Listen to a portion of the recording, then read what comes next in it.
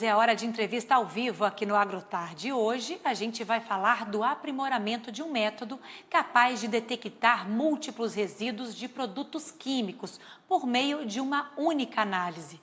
O trabalho foi desenvolvido por cientistas da Embrapa Meio Ambiente. O procedimento é voltado a identificar a presença e a quantidade de herbicidas usados para controlar plantas daninhas em cultivo de capim-elefante, tão utilizado na alimentação animal.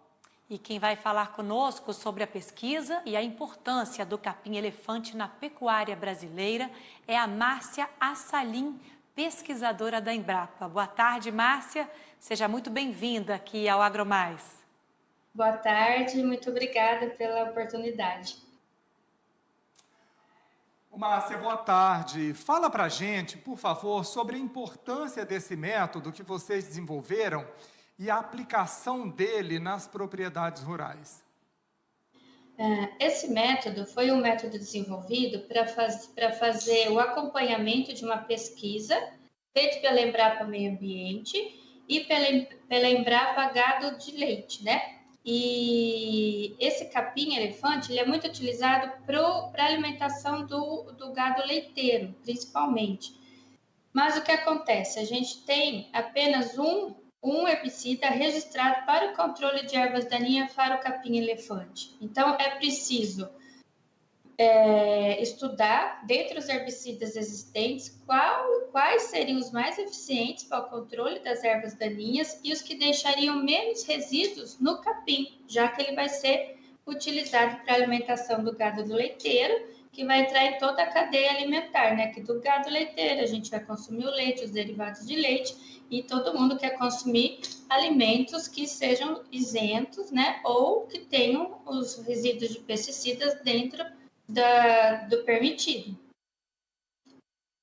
Essa é a finalidade. Certo, Márcia. E o capim-elefante, ele tem uma utilidade que vai além, né, da alimentação do rebanho. Ele é matéria-prima também na produção de álcool, carvão e geração de eletricidade por causa da qualidade da biomassa dele, não é?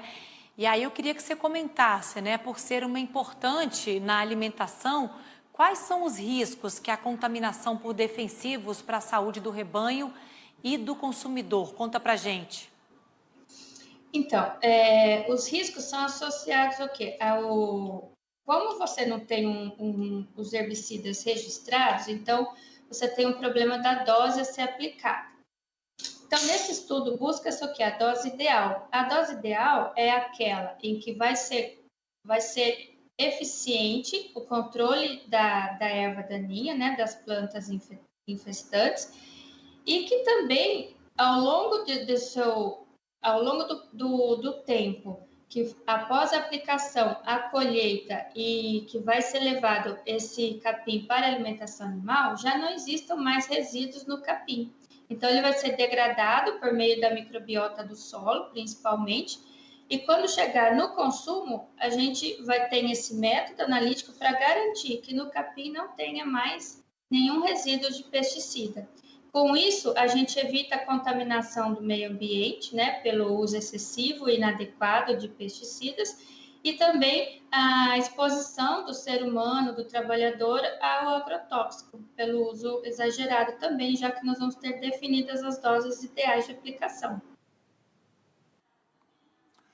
Márcia, a maioria dos herbicidas avaliados neste estudo é aplicado diretamente sobre o solo e não sobre o capim, não é mesmo? Isso, Ainda assim, exato. o risco de contaminação é grande? Mas já é menor. Por quê? Porque durante a plantação, até o crescimento e a colheita da planta, a maioria desses pesticidas já vai ter sido degradado, não só pelos micro-organismos, como outros processos de degradação, como, por exemplo, a degradação pela própria luz solar. Então, por isso que a gente tem um intervalo entre a aplicação e a possibilidade de consumo do capim, né? Nesse caso, aproximadamente 120 dias. Então, com esse intervalo, a gente consegue controlar o risco à exposição e a contaminação. Então, essa é a orientação da Embrapa, né? De acordo com esse método, é preciso ter esse intervalo. Eu queria só para a gente finalizar, Márcia, que você dissesse onde é que essas informações elas podem ser encontradas. Como é que o produtor que vai fazer o uso do herbicida e precisa de uma orientação, não sabe muito bem como aplicar e quer fazer esse controle, né? A gente sabe da preocupação do produtor rural com a questão da sustentabilidade, com a contaminação do solo. Onde é que ele pode buscar essas informações? Conta pra gente. Esse estudo, ele já foi feito a fase de campo, né? Então, nessa fase de campo, foram selecionados alguns herbicidas que tiveram a melhor eficiência para o controle das plantas daninhas e que não deixaram resíduos no capim.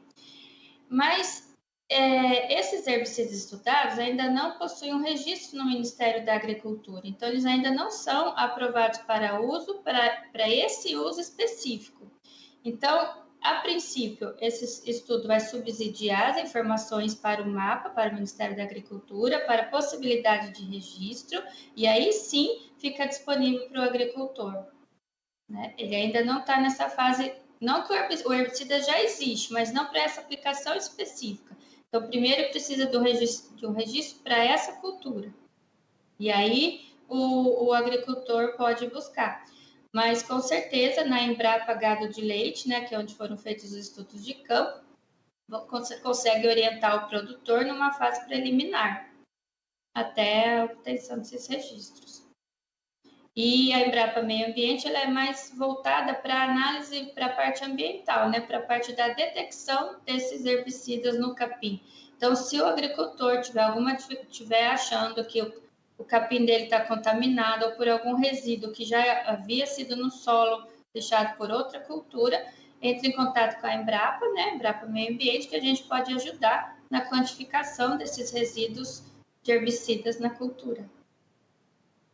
Márcia, e enquanto esse estudo não é desenvolvido, enquanto ainda não se tem essa resposta, e esses herbicidas, como você disse, eles ainda não são licenciados para este fim específico, que é para o capim-elefante, o que você recomenda para esse pecuarista? Que ele deixe de usar, que ele suspenda ou que ele procure a Embrapa? Não, assim, existe um herbicida, né, que é permitido para o uso do capim. A recomendação é que se use o que já é registrado no Ministério da Agricultura, porque ali você já tem a dose de aplicação, o tempo, o intervalo que você tem de segurança para uso do capim, então isso já é estabelecido. Então, que continue usando